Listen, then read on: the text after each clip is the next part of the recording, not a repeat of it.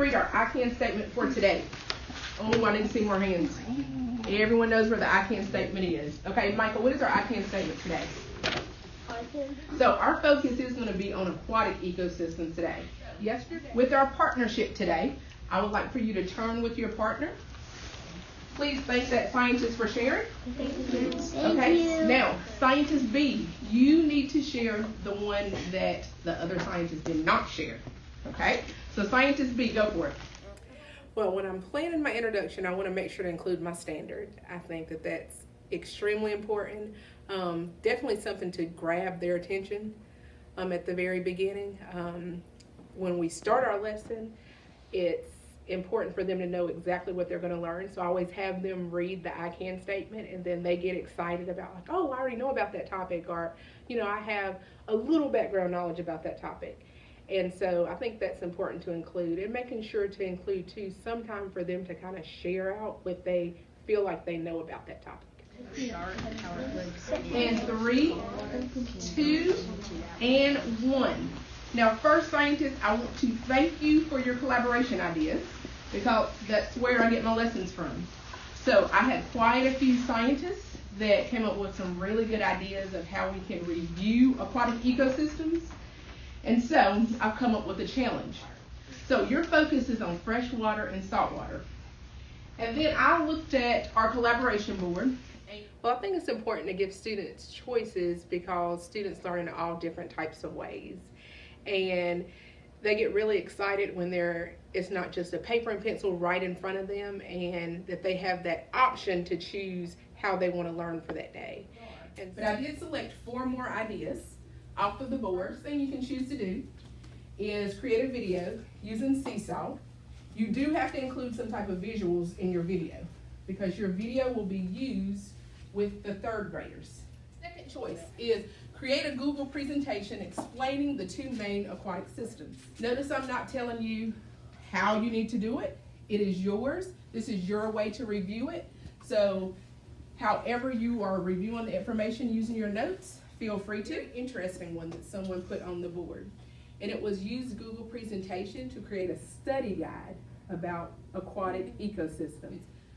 The 4th idea, you are going to complete the ecosystem interactive digital notebook.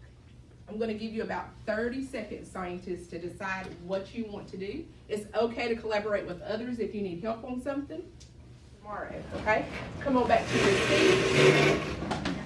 And I need everyone back in your seats at 10, 9, and 1. Now, scientists, those who are back at your seats, I would like for you to talk just for a moment at your table about what you chose to do with the challenge and what you liked about the challenge. Okay, go for it.